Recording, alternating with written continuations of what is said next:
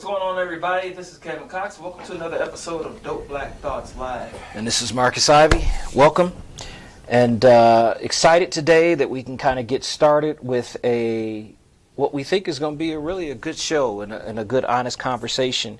Really proud to introduce my state representative for my House district, and that is Mike Wiseman. Welcome to the show, Mike Wiseman. Mike Wiseman, it's good to see you. You are one of the hardest working legislators I've ever known in my entire life, sir.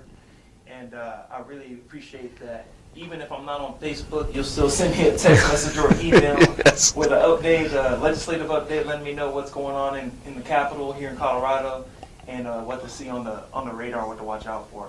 So thank you for your service, first of all, especially during COVID. But also, thanks for mentoring us, younger absolutely. elected officials. Absolutely. Get ourselves together. Absolutely. So, can you hear us?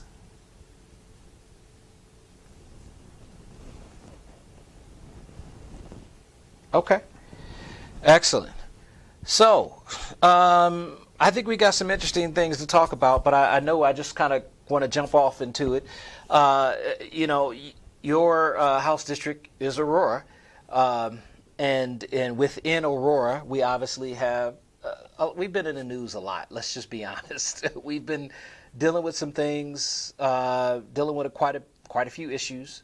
But I kind of want to talk about Senate Bill 20-217, which has kind of granted some new authority to basically the Attorney General's office. So is that okay if we jump into that? Now, that was sponsored by...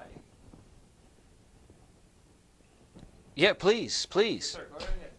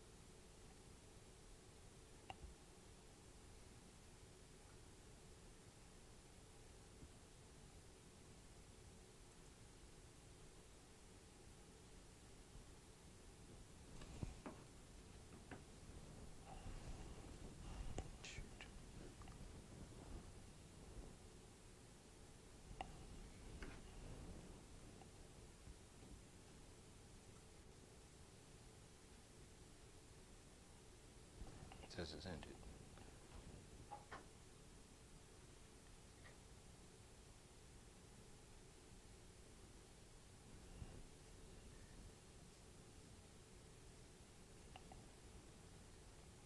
Where's he at?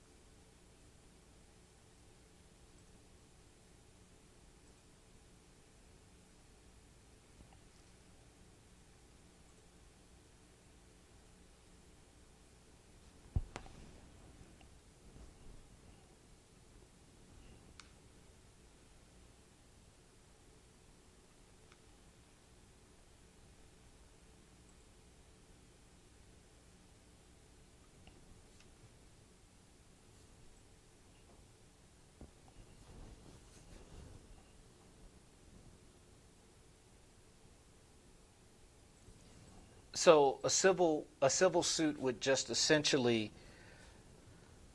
force the police department to do or not do certain things, but it can't force the police department to fire people or anything of that nature. Is that right?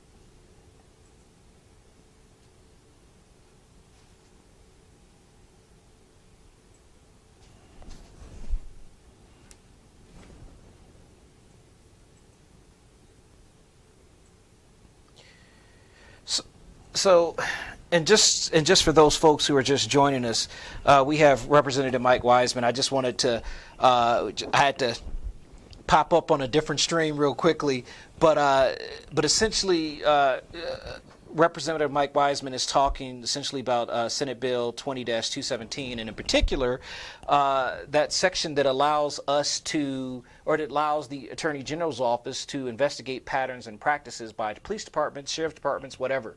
And so right now, Aurora has what appears to be at least two kind of pattern and practices investigations going on. Is that correct, or is there more?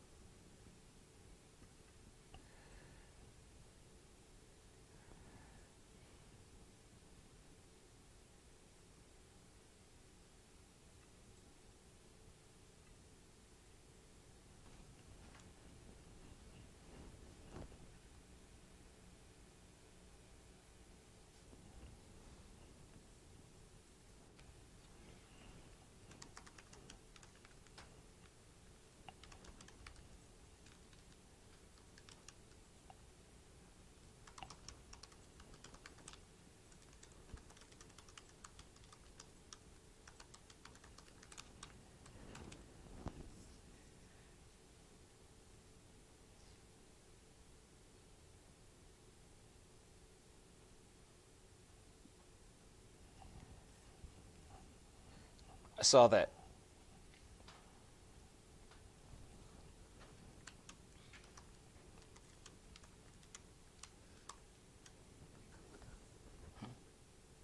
You good?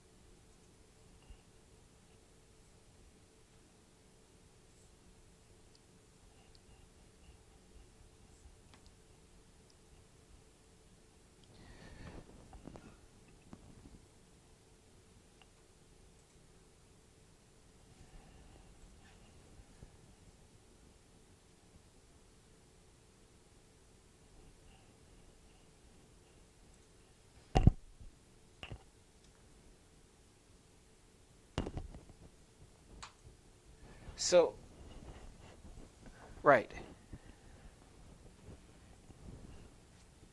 Do we know who um, started the federal investigation into the, to the really the city of Aurora's police department? Do we know who started that or why it was started? Essentially, did somebody make a complaint? Do we know that?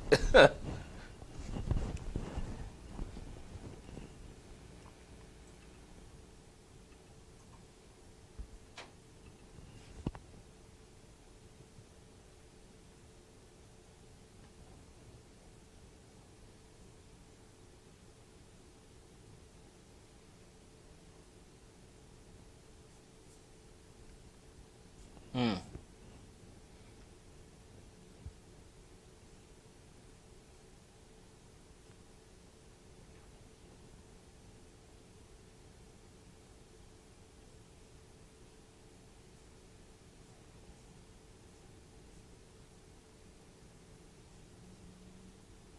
Wow.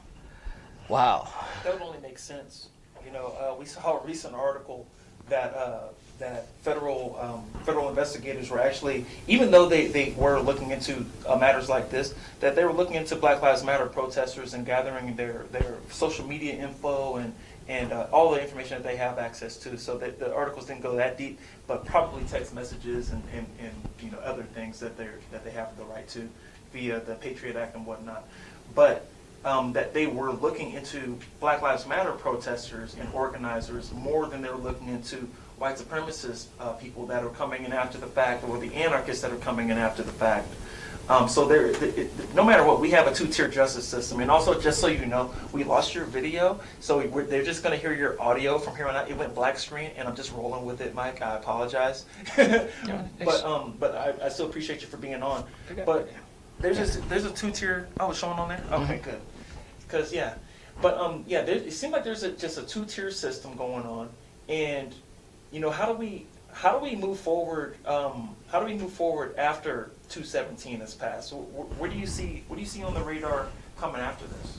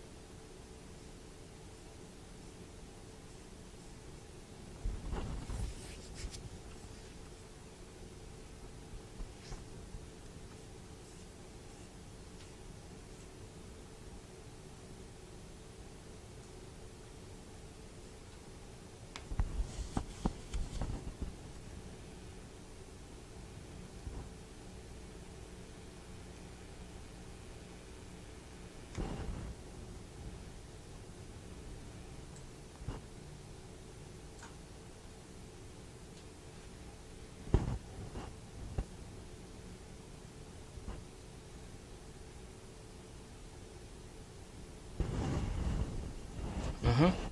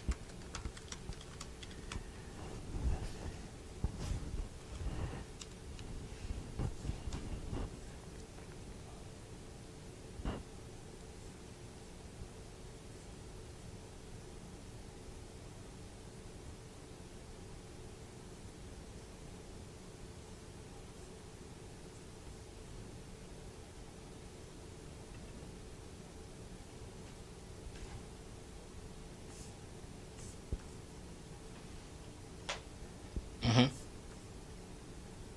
Right.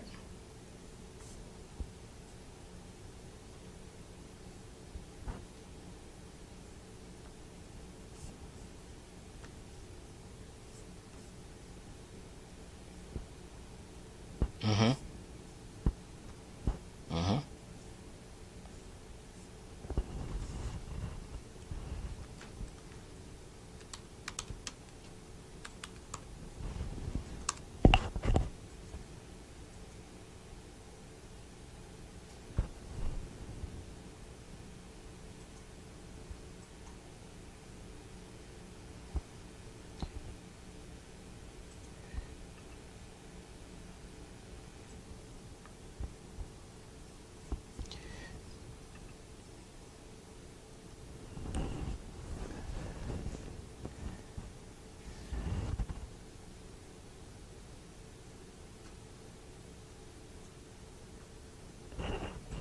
Well,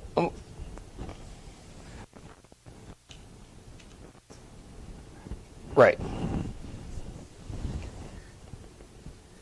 Well, let me ask you this, Representative Wiseman. So I've been a criminal defense attorney for 18 years, and so this is the first time I've actually ever seen. In fact, I didn't even know that the governor had the authority or the power to actually order that that the attorney general's office effectively become the state or the prosecutor for the state, and then order a grand jury. I've never seen it before, so this is new to me. And grand jury proceedings are generally they're they're private in that sense, and so they're confidential in terms of what goes on. And I've done much grand jury work where I've represented a person who's gone in.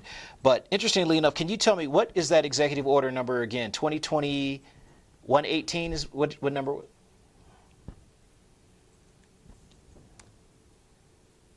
Okay.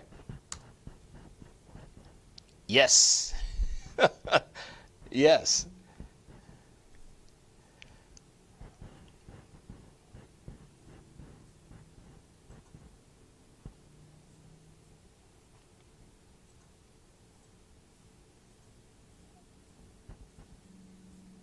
Mm-hmm.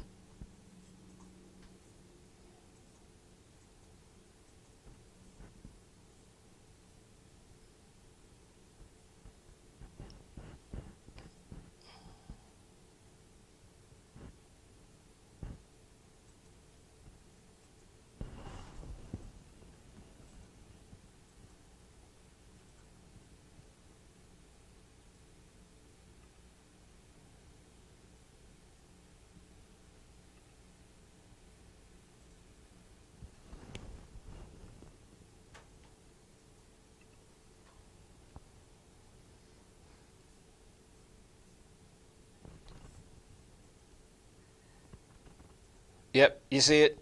Yep.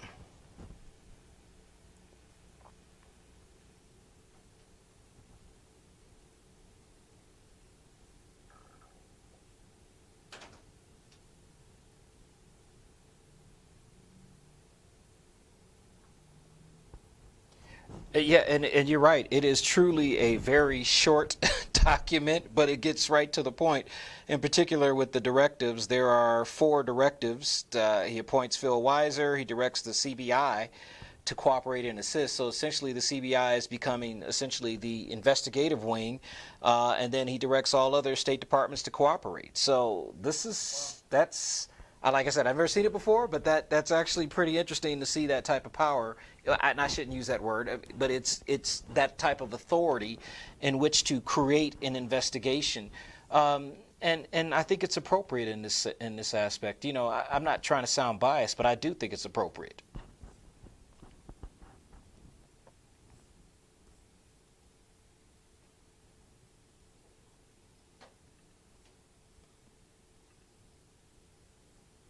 Mm-hmm.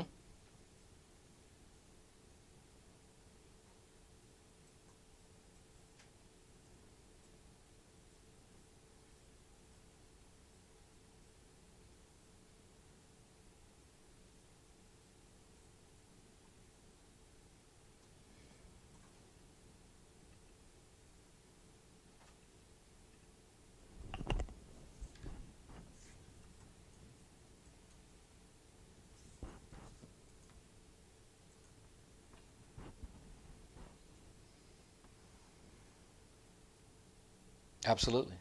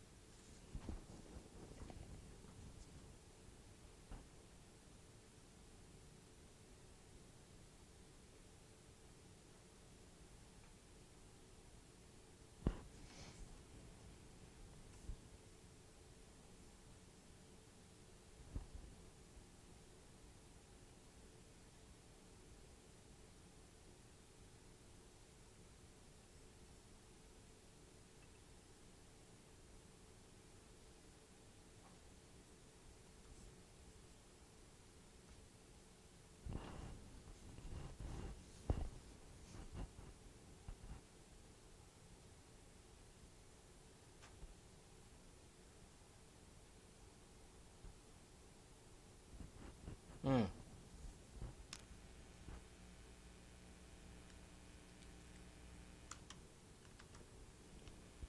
Right.